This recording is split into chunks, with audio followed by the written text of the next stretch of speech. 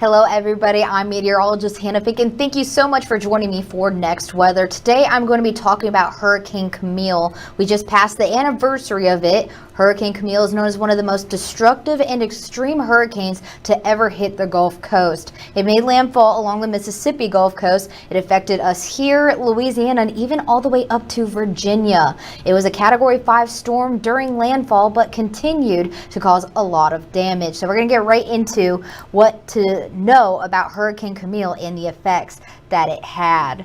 It is known as one of the strongest storms in U.S. history. It made landfall in August of 1969 on the 17th. That is when the eye officially made landfall, but it formed on August 14th of 1969. It officially dissipated on August 22nd, and it made peak winds of 175 to 190 miles per hour, and some estimated up to 200 miles per hour.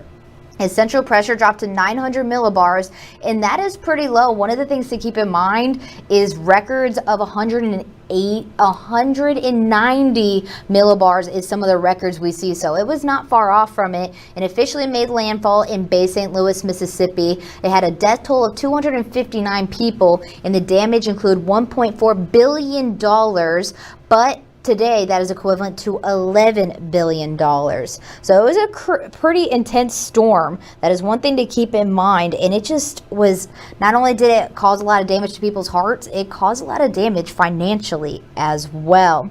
Now, the development of Camille, this is a picture of it making landfall in Dauphin Island. Thought this was a really cool picture. That was from NWS. And you can see just the total destruction it caused, and you can see in the sand the amount of surge that was produced from this. So it brought over 10 feet to downtown Mobile, one of which the tides of 12 to 14 feet in Bayou La Battery. So that's one thing to consider. It was a very intense hurricane, but its development, Camille developed in the Caribbean Sea, then quickly gained strength as it moved into the warm waters of the Gulf.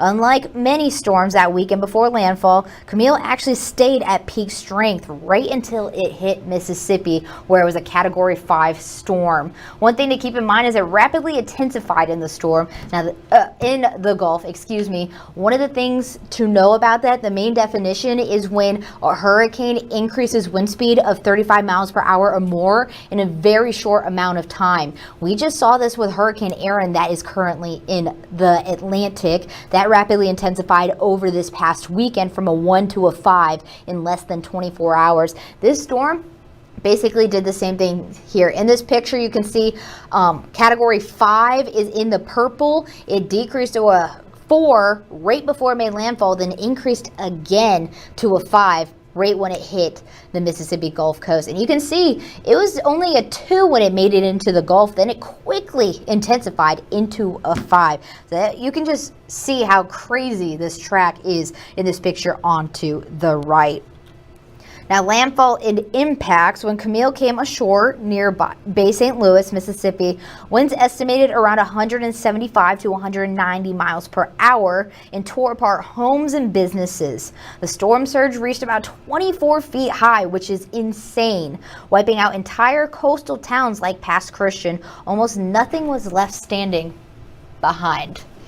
And here is a nice map to show you the areas of how high the water got in certain areas like Bayou La Battery, Dauphin Island. Here in Mobile, Gulf Shores, as well as Pensacola, got nearly 5 feet of surge. So that is crazy. And then you can see how those were marked. Some of them were marked legitimately with chalk in areas. Some gauges recorded it, and then other areas such as the beach inside motels. So this is crazy numbers to see. It just shows you how impactful this storm truly was. Now, Hurricane Helene happened last year, and we all know the destruction that happened there. Not only did it hit Florida, it caused catastrophic damage in North Carolina as it continued to move north. Well, this storm continued to move even more toward the north in 1969. It impacted the state of Virginia. The damage didn't stop at the coast, is the one thing to keep in mind with hurricanes, and we've seen it numerous times. After weakening inland, Camille still dropped enormous amounts of rain in Virginia. The storm caused catastrophic flash flooding and mudslides, which killed more than 100 people there alone. This shows that hurricanes are not just a coastal problem and something to not ignore, especially flash flooding. That's one thing that a lot of people overlook, and that is something to always consider. We saw it in Texas as well, that flooding can be catastrophic and deadly. The overall human impacts with this storm, 259 people lost their lives, unfortunately, but thousands were injured. Tens of thousands lost their homes. Survivors described Camille as the most terrifying storm they have ever lived through. And this is a picture of one of the homes that were flipped at the time in August of 1969. The overall aftermath is it is important to remember evacuation orders. That is what Camille has taught us, is that people need to listen to these evacuation orders.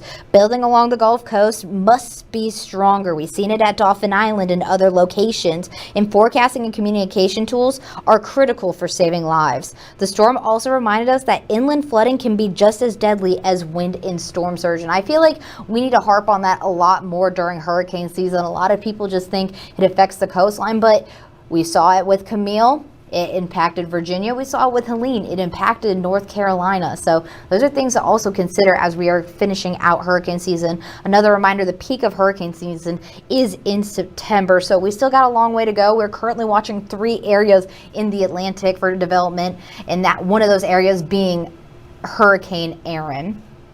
Camille also remains one of only 4 Category 5 hurricanes to ever make landfall in the United States. It's still used today as a case to study by meteorologists and emergency planners as it sets the stage for how we should prepare for hurricanes now. Another thing I'd like to mention is Hurricane Camille is remembered not just for its strength, but also for the tragedy it caused. It serves as a reminder of how powerful nature can be and why being prepared and taking warnings seriously can make all of the difference.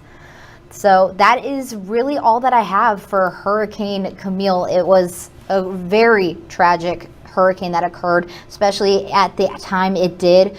I mean, obviously the damage was catastrophic, but one thing that we always take away as meteorologists from storms like this, we use these as opportunities to learn. Not just meteorologists, this also helped us determine that buildings near the coastline need to be built stronger. We also need to watch as these hurricanes move inland. Even though they're not hurricanes, they're still low pressure systems. That is what a hurricane is a giant low pressure system as it moves through the United States on whatever path it may take. Thank you so much for joining me for Next Weather. We'll see you tomorrow.